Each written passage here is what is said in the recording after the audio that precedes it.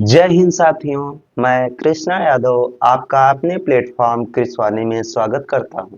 तो आज का टॉपिक है कोहलर का सूझ सिद्धांत।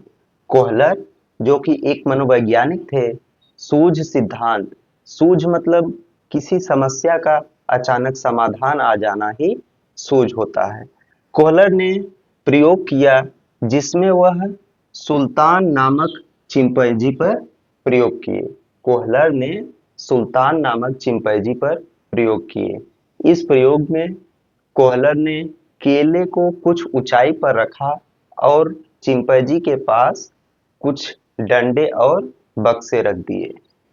चिंपैंजी ने स्थिति को देखा। कुछ समय बाद उसको एक उपाय सूझा। उसने डंडे को जोड़कर या बक्से को एक दूसरे के ऊपर लगाकर केले को प्राप्त किया।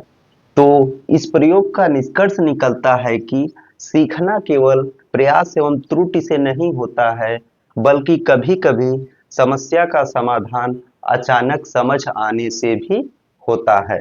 तो इस सिद्धांत की विशेषताएं हैं। पहला है अचानक समाधान मिलता है। इस सिद्धांत में सूझ के द्वारा अचानक समाधान मिलता है। दूसरा है समस्या की संपूर्ण समझ, जो इससे है कि समस्या की पूरी समझ हो जाती है।